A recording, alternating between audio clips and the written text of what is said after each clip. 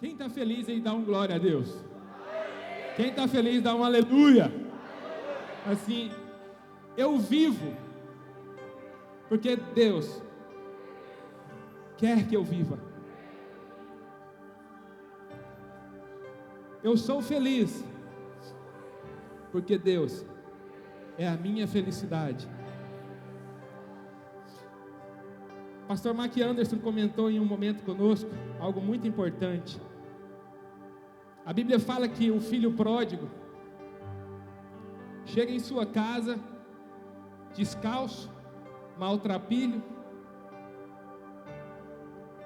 machucado, desanimado, e pede seu pai para que ele possa ser um dos escravos ou servos de seu pai.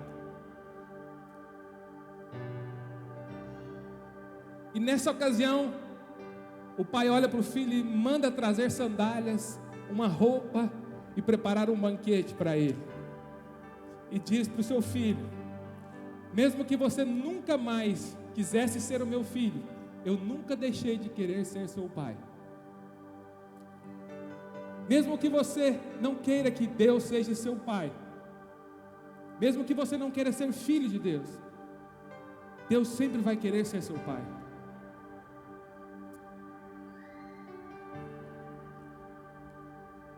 Tudo que parece difícil, pode ser que seja algo que Deus tenha preparado para nós.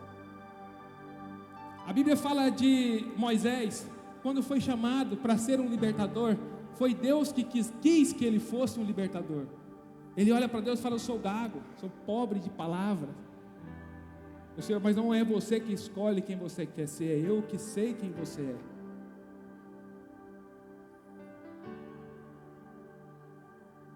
Esse mistério aqui é forte. Ana não tinha condições de ter um filho, mas Deus quis que Ana tivesse um filho. Noé não tinha capacidade de construir uma arca, mas Deus quis que ele fosse o construtor da arca. O Senhor tem algo grande para você, e você olha e fala: eu não sou capaz. Mas o Senhor está dizendo: é eu que te fortaleço, que te sustento, e que te capacito, e que te sustento, que olho por você, que intercedo por você, que abro o caminho para que você passe. E nesses dias nós estamos vivendo momentos muito difíceis, porque nós queremos descobrir quem somos, para onde vamos e o que devemos fazer. Eu aprendi algo muito importante que se chama desfrute o caminho.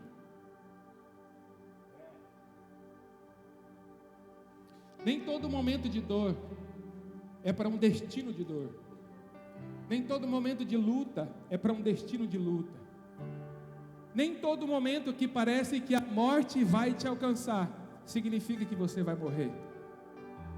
Quanto mais difícil, quanto mais longo, quanto mais intenso é o caminho, maior é aquilo que Deus quer te entregar. O Senhor não permite que pessoas não capacitadas governem aquilo que não conseguem governar. Nós às vezes não conseguimos governar as nossas emoções, os nossos sentimentos, e queremos governar uma cidade. Nós não conseguimos governar as nossas atitudes, e nós queremos ser o sacerdote do lar. Nós não conseguimos respeitar as pessoas e queremos ser um bom pai, um bom marido, um bom amigo. Ser cristão é muito mais do que vir na igreja, é muito mais do que estar na igreja, é muito mais do que reunir na igreja dia de domingo. Ser cristão é alguém que entrega tudo que tem aonde está. É alguém que é aquilo que Deus diz que Ele é, aonde Ele estiver. Se Deus diz que você será o dono de uma empresa, mesmo que você esteja trabalhando como um funcionário, se comporte como se fosse o dono. Se Deus diz que você vai ter uma família, se comporte como alguém digno de ter uma família.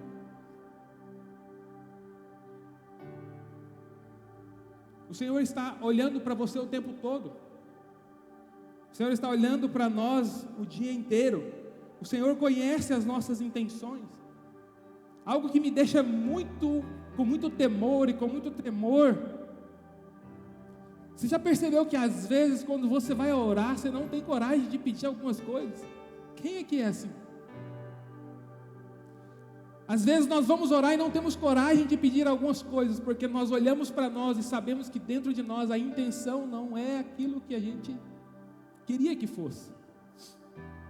Mas a Bíblia, quando fala que Deus é onisciente, a Bíblia está dizendo que Deus conhece o passado e também conhece o futuro.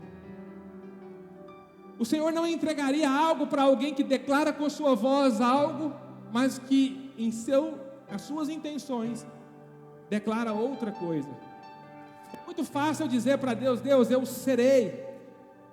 Me coloque em algum lugar que eu serei a melhor pessoa. Me coloque em algum lugar que eu honrarei o seu nome. Me dá isso porque eu te entrego isso. Às vezes nós falamos isso de boca para fora, mas a nossa intenção não é aquilo que nós dizemos. E o Senhor não olha para os nossos lábios, Ele olha para o nosso coração.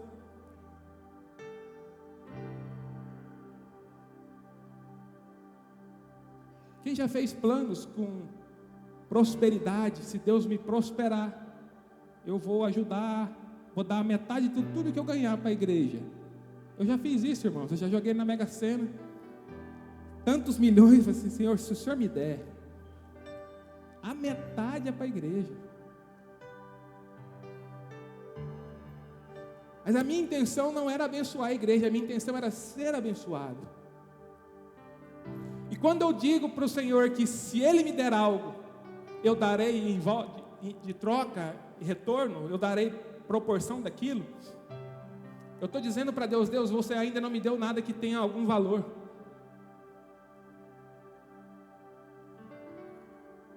Porque o Senhor te deu saúde, e você não entrega metade da sua saúde para o Senhor. O Senhor te deu força, e você não entrega metade da sua força para o Senhor. O Senhor te capacitou, te deu inteligência, te deu dons, mas você não entrega nem 10% dos seus dons. É por isso que eu digo: desfrute o caminho, porque no caminho, você sabendo quem é, você entrega tudo aquilo que você é. Se você entrega metade das suas forças, tudo aquilo que o Senhor colocar, Ele entende que a metade daquilo virá. Quando Deus coloca Davi para lutar com o gigante, Ele não coloca Davi para lutar com o gigante porque Davi dava um pouco daquilo que ele era. Davi dava tudo daquilo que ele era quando ele estava só. Porque a força de um homem sozinho não é capaz de vencer um leão, não é capaz de vencer um urso.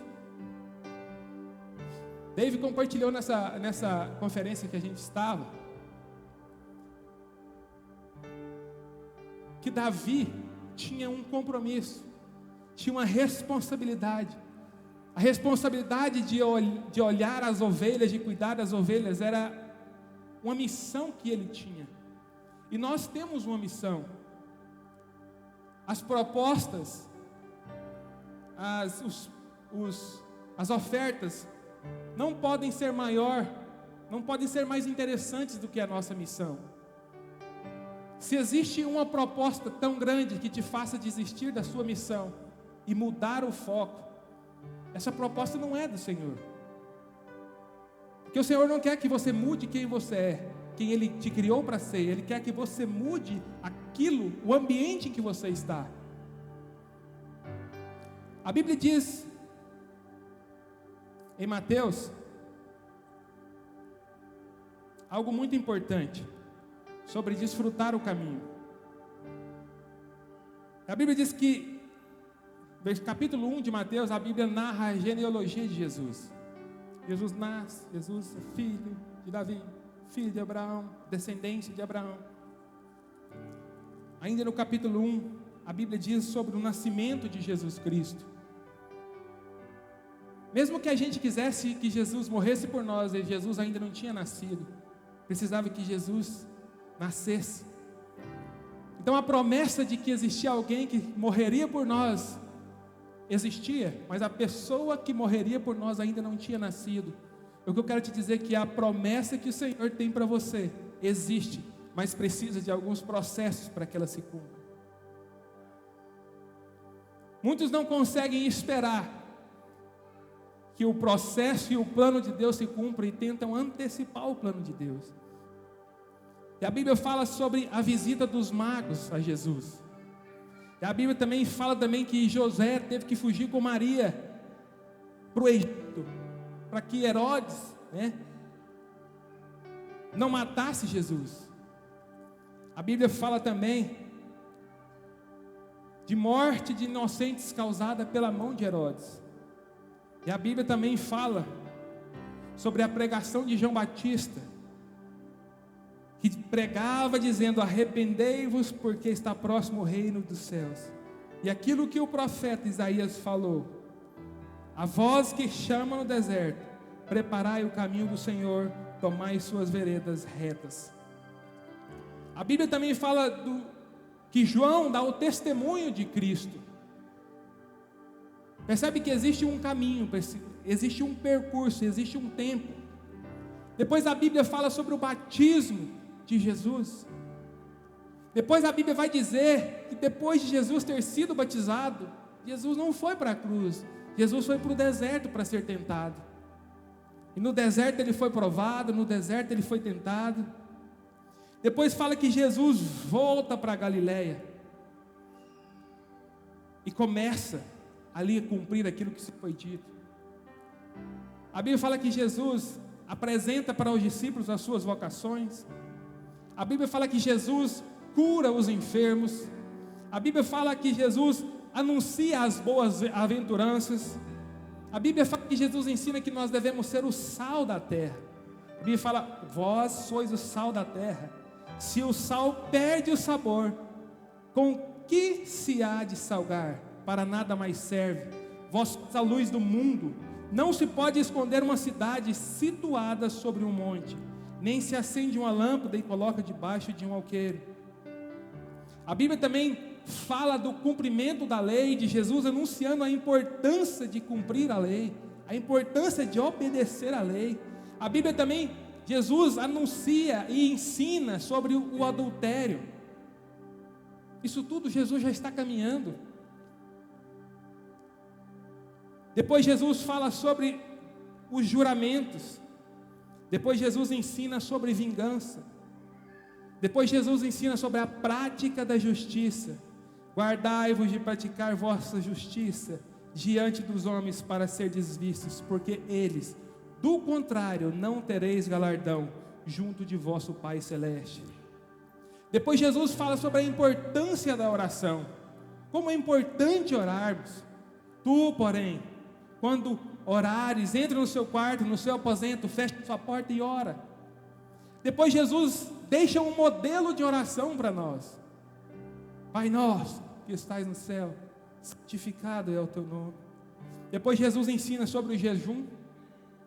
Depois Jesus ensina sobre tesouros. Quais são os verdadeiros tesouros? Não acumuleis tesouros nessa terra, onde a traça e a ferrugem comem, e onde os ladrões minam e roubam, mas ajuntai recursos e tesouros no céu, onde nem a traça nem ferrugem destrói, e onde os ladrões não minam nem roubam, pois onde estiver o vosso tesouro, aí está também o vosso.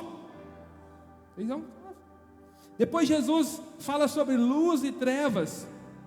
Depois Jesus fala sobre os dois senhores, sobre como servir, ensina como servir, como amar. Depois Jesus fala sobre os cuidados exagerados. Depois Jesus fala sobre o juízo que pertence a Deus, dizendo o seguinte: não julgueis, para que não sejais julgados, pois com o juízo com que julgardes sereis julgados, e com a medida com que medirdes serão medidos. Depois Jesus fala sobre dois caminhos, sobre a porta estreita e sobre a porta larga. A porta estreita que conduz ao caminho da salvação, e a porta larga que conduz ao caminho da perdição. Depois Jesus anuncia que teriam e que terá falsos profetas. Depois Jesus fala sobre dois fundamentos. Depois Jesus cura o leproso. Depois Jesus cura a serva do centurião. Depois Jesus cura a sogra de Pedro. Depois Jesus nos ensina como devemos seguir Ele. Depois Jesus acalma a tempestade. Depois Jesus cura 2 endemoniados. Depois Jesus cura o paralítico de Cafarnaum. Depois Jesus anuncia qual é a vocação de Mateus. E depois Jesus senta para comer com os pecadores. Fala para mim, Jesus senta para comer com os pecadores. Quero que vocês entendam algo. Estando, pois, Jesus reclinado à mesa na casa de Mateus, que foi alguém que ele chamou para ser um cobrador de imposto, chegaram muitos publicanos, pecadores, e reclinaram-se à mesa com Jesus e seus discípulos. Os fariseus, vendo isso, perguntaram aos seus discípulos: por que o vosso mestre come com os cobradores de impostos e pecadores? Jesus, porém, ouvindo isso, disse: não necessita de médico os sãos, mas sim os doentes. Ide, porém, e aprendei o que significa: quero misericórdia e não sacrifícios, pois eu não vim chamar os justos, e sim os pecadores ao arrependimento. E agora eu começo a dizer: Jesus não é exclusividade nossa.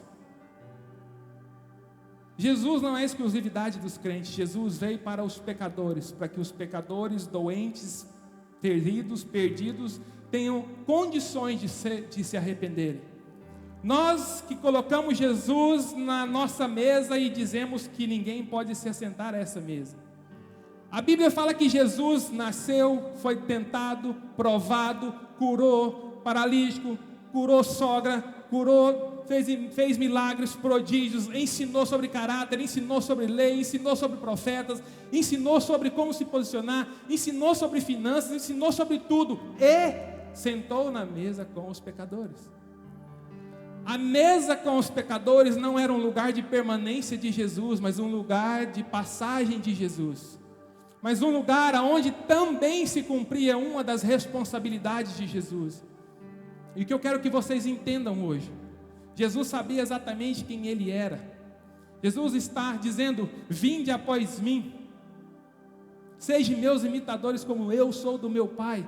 O que Jesus está dizendo é que parem de permanecer na mesa dos pecadores e comecem a fazer aquilo que eu faço.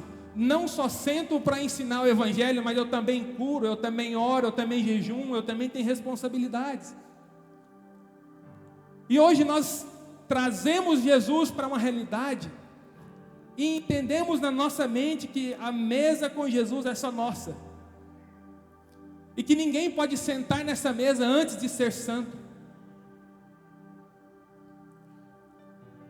Por isso nós nos alegramos quando a igreja enche de pessoas, várias pessoas aceitam Jesus, mas nós não queremos nenhuma dessas pessoas na nossa casa.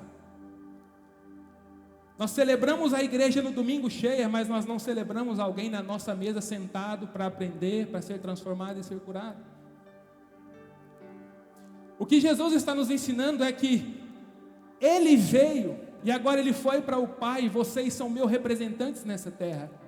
Não vivam sentados na mesa dos pecadores, mas se assente na mesa dos pecadores, não para que você coma o que eles comem, mas para que você alimente-os com aquilo que eles ainda não comem.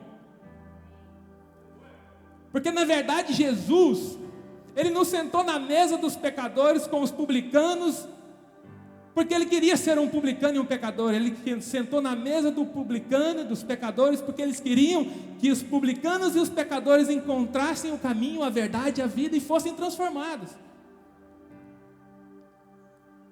É impossível alguém, a Bíblia fala que Mateus se torna um discípulo, acompanha Jesus e anda com Jesus até toda a sua vida. Quem está sentando na minha mesa está alimentando daquilo que eu alimento, daquilo que eu jorro, ou eu estou me alimentando daquilo que é jorrado na mesa dos escarnecedores? Nós temos uma mesa simbólica que nós chamamos de igreja. Essa mesa cabe todo mundo. Mas na segunda-feira nós não temos ninguém sentado à nossa mesa, ouvindo e aprendendo aquilo que Jesus já nos ensinou.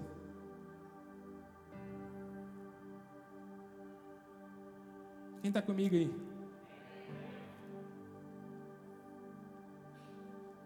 Sentar na mesa não é um problema. O problema é gostar da mesa. Jesus não sentou na mesa antes de ir para o deserto. Jesus não sentou na mesa antes de orar. Jesus não sentou na mesa antes de aprender com Deus. Jesus não sentou na mesa antes de conhecer as leis. Jesus não sentou na mesa antes de conhecer os princípios. Jesus não sentou na mesa antes de jejuar. Jesus não assentou na mesa antes de fazer prodígios, maravilhas, milagres e curas. Quando Jesus senta na mesa, Ele sabe exatamente quem Ele é. Não importa quem está na mesa, a comida que vai ser lançada nessa mesa é aquilo que é o alimento do meu Pai, que é muito mais poderoso do que qualquer coisa que está sendo servida nessa mesa.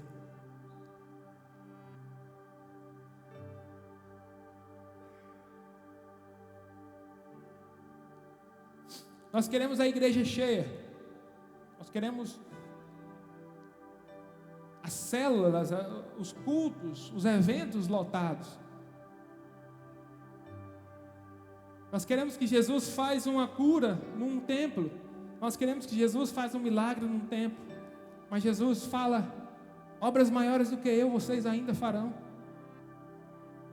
Obras tão grandes, tão maiores do que as minhas, vocês farão. E a gente percebe que a igreja se torna um ambiente em que algumas pessoas não sentem paz nem acesso para chegar, porque na nossa vida elas não conseguem chegar.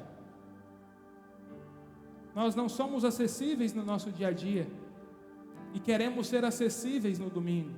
Queremos abraçar, queremos beijar, queremos orar, queremos ungir. Quem convidou alguém para ir na sua casa essa semana? Fala assim: vem aqui na minha casa, eu quero orar por você. Faz um almoço para mim que hoje eu vou orar com você. Quem ligou para alguém e falou assim: eu quero ser boca de Deus na sua vida, dizer que você é mais do que vencedor em Cristo Jesus. Quem teve a oportunidade? Estou vendo os irmãos batendo no ombro do outro e, cara, valeu você ter me ligado.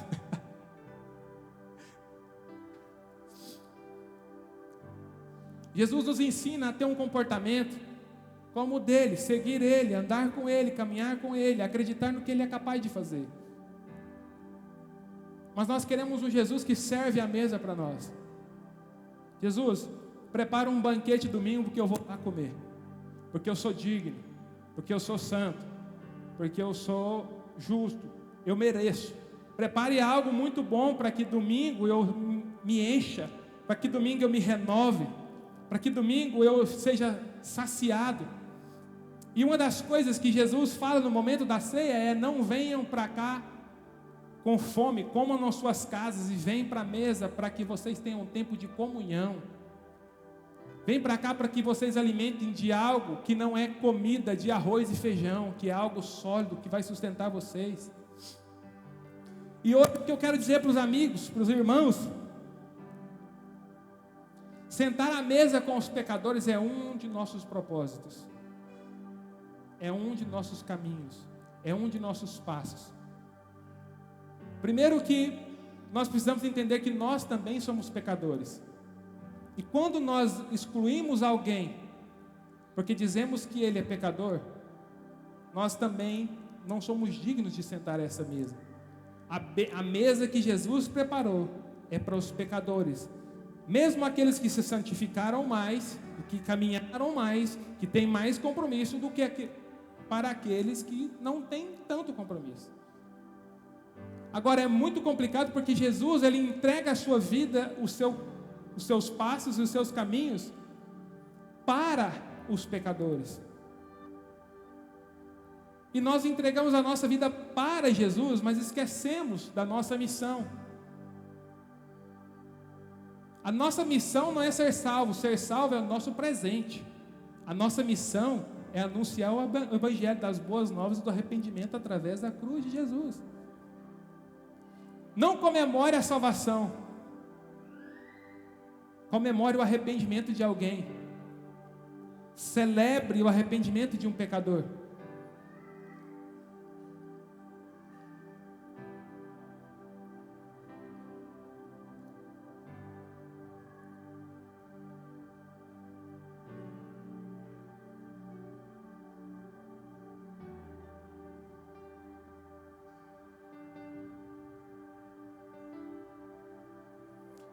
Assentar-se à mesa com um amigo que está perdido precisa ser algo que queima no nosso coração. Assentar à mesa com alguém que está afastado precisa ser algo que queima no nosso coração. Sentar à mesa com alguém que está ferido precisa ser algo que queima no nosso coração. Orar por alguém que está enfermo precisa ser algo que queima no nosso coração. Ajudar alguém que está perdido, que está aflito, que está necessitado, precisa queimar no nosso coração. Pastor, mas eu não estou preparado para evangelizar meu amigo. Então entra para o seu quarto, fecha a sua porta e ora, porque aquele que te vê em secreto ouvirá a sua oração. Às vezes eu me preocupo muito em vir à igreja, em estar na igreja e cultuar a Deus, mais do que aquilo que eu sou, mais do que aquilo que eu vivo. A igreja não é um escudo para os meus pecados, para os meus erros. A igreja é um momento que renova e que reforça, que me dá direção para que eu continue vivendo, caminhando com uma vida de santidade. A igreja somos nós na rua, somos nós em casa, somos nós na família. Nós nos preparamos no domingo e fazemos planos no domingo. Senhor, amanhã eu vou na casa do meu amigo e vou chamar ele de volta para Jesus e vou orar com ele. Mas amanhã, a sua responsabilidade consigo mesmo é muito maior do que com o próximo. E quando você menos espera, já chegou sábado e você não foi atrás de ninguém, não orou por ninguém, não leu a Bíblia, não jejuou. Aí o Senhor vem e cria uma circunstância para que você se centralize, recalcule a sua rota. Quem já esteve andando de carro com o GPS ligado e atravessou uma esquina que não deveria atravessar?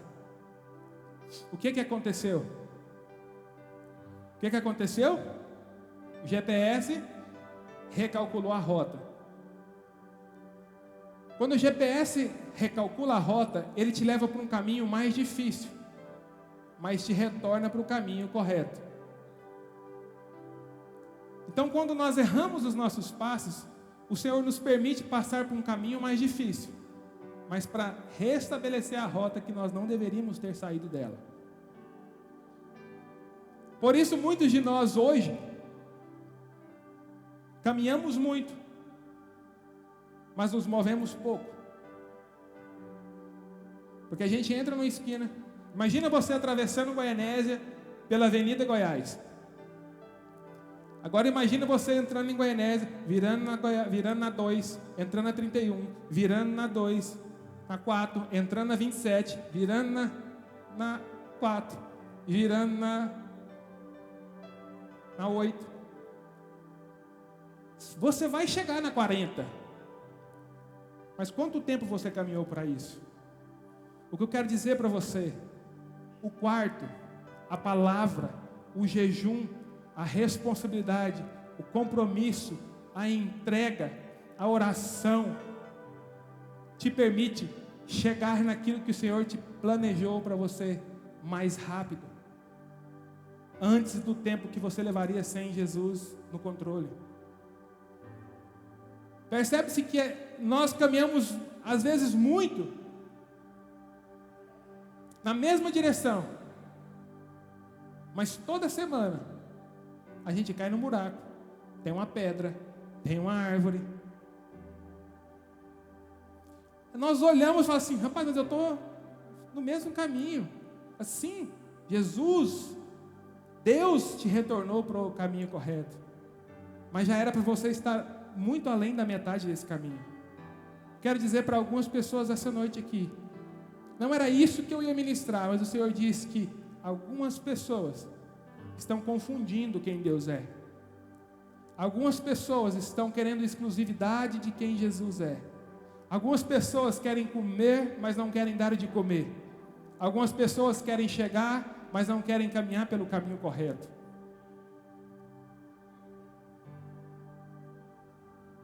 Quem é que entende que em algum momento saiu do caminho correto? Levanta a mão. Em algum momento da sua vida.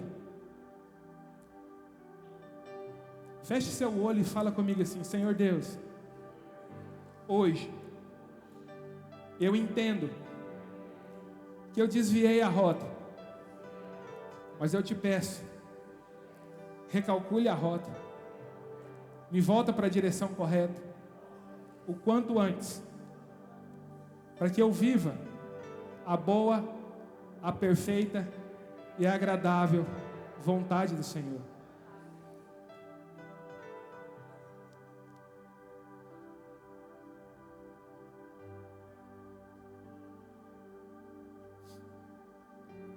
Eu atendo, eu converso e eu vejo algumas pessoas dizendo: pastor, a minha vida não sai do lugar.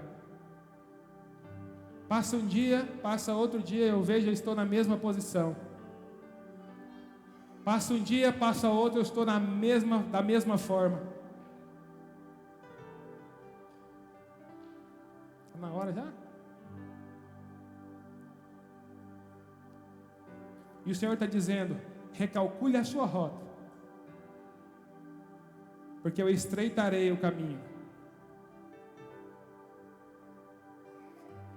O Senhor senta à mesa dos pecadores, e naquele momento, pecadores que estavam naquela mesa começaram a caminhar com Jesus e chegaram a lugares muito mais rápido do que os fariseus, que achavam que aqueles homens não eram dignos de sentar. E Jesus sempre comporta dessa forma. A Bíblia fala que o filho pródigo vai e volta. Quando ele volta, que Deus recalcula a rota, ele volta para a mesma posição que ele estava e começa a viver tudo aquilo que o Senhor colocou para ele viver. O Senhor tem planos para aqueles que se arrependem. O Senhor tem planos para aqueles que querem retornar para casa. O Senhor tem planos para aqueles que não abrem mão de andar no caminho correto. Mas o Senhor também não facilita para aqueles que querem caminhar fora do caminho. Existem pessoas que hoje dizem: se eu tivesse o entendimento que eu tenho hoje, o conhecimento que eu tenho hoje, quando eu tinha 20 anos, eu teria feito muito mais coisas. Eu quero profetizar para a sua vida hoje, que essa oração não vai ser uma oração que você vai fazer na sua velhice. Você vai chegar na sua velhice e vai dizer: combati um bom combate, encerrei a carreira e guardei a fé. Porque quando eu tive a oportunidade de caminhar errado, eu também tive a oportunidade de recalcular a minha rota. Eu oro para que hoje rotas sejam recalculadas. Mesmo que seja difícil, pareça que a gasolina vai acabar, pareça que não vai dar tempo. Recalcular a rota sempre te leva para um caminho mais livre, mais liberado, que flui melhor, que chega primeiro. Fique-se de pé.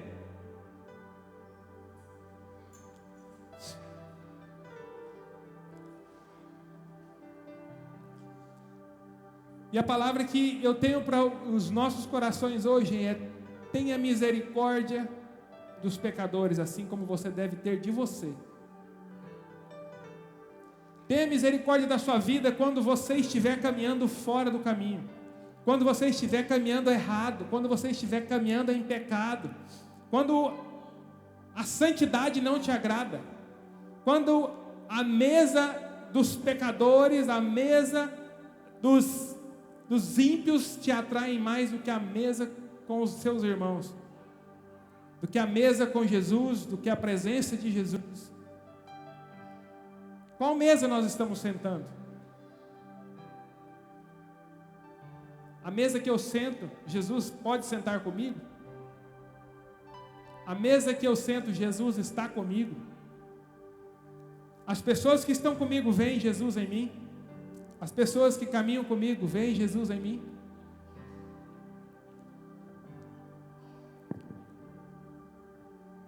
Sentar com os pecadores não fez de Jesus um pecador. Sentar com os publicanos não fez de Jesus um publicano. Sentar com os pecadores fez de Jesus um restaurador de vidas. Sentar na mesa com os pecadores fez de Jesus um testemunho vivo da glória de Deus. Sentar na mesa com os pecadores fez com que Jesus tivesse a oportunidade de se alegrar com a salvação e com o cumprimento do propósito na vida de algumas pessoas. Eu declaro que nessa igreja, pessoas fluirão rios de águas vivas. Eu declaro que dessa igreja sairão pessoas que fluam um alimento que sustente. Eu declaro que dessa igreja sairão pessoas que haverá prazer em se assentar na mesa com você. Que o nome do Senhor seja glorificado, que o nome do Senhor seja honrado, seja engrandecido, seja reconhecido, seja lembrado por onde quer que você passar. Nunca sente na mesa que você não está preparado para se comportar. Nunca sente numa mesa que você não está preparado para guerrear. Nunca sente na mesa se você não está preparado para renunciar. Antes de renunciar a algo que está na mesa, renuncie a algo que está em secreto. Antes de renunciar às propostas de algumas pessoas, renuncie às propostas que o diabo tem feito para você diariamente na sua mente. Sabe quando o diabo diz que o que você faz não dá lucro? Que você precisa fazer algo errado para que dê certo? Sabe quando Satanás entra na sua mente e diz que você não é vencedor, não é merecedor da circunstância que você está vivendo? Vença esses ataques do inimigo no seu secreto, para que quando alguém dizer que você não é filho, que você não é governador desse mundo, você dizer: eu sou filho do Deus vivo, dono do ouro, da prata, aquele que cura, que restaura, que transforma, aquele que muda o meu andar, muda a minha fala, aquele que me sustenta na hora da renúncia, aquele que está comigo na hora da perca, aquele que está comigo na hora da vitória. As nossas guerras no secreto precisam ser muito maiores do que as nossas guerras em público. Em público a gente consegue até sustentar uma performance, mas em secreto você não consegue, porque você olha para um Deus que te vê debaixo do tapete com a luz apagada. Você olha para um Deus que vê a sua intimidade. Você olha para um Deus que sabe o que você vai dizer antes mesmo de você dizer. Quando você entende que esse Deus que te acompanha no quarto, te acompanha na rua, nada é mais poderoso e mais constrangedor e mais temoroso do que a presença do Senhor. O que precisa me incomodar e me confrontar diante das situações em público não é as pessoas, não é as circunstâncias, é aquele que me vê de dentro para fora.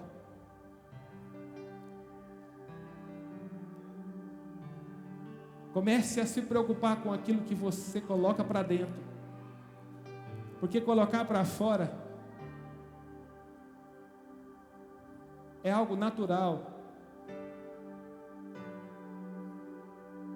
Se você ora no secreto, você não tem dificuldade de orar em público.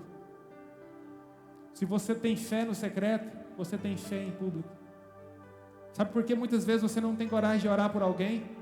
Porque você fala assim: eu não tenho relacionamento com Deus no secreto. Quem sou eu para estender a mão sobre alguém e orar por ela? Feche seus olhos. Feche seus olhos.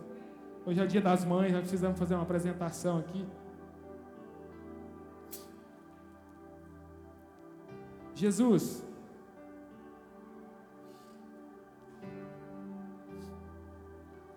o Senhor é a nossa direção, o Senhor é o nosso caminho, a nossa salvação é através de Ti, por meio de Ti.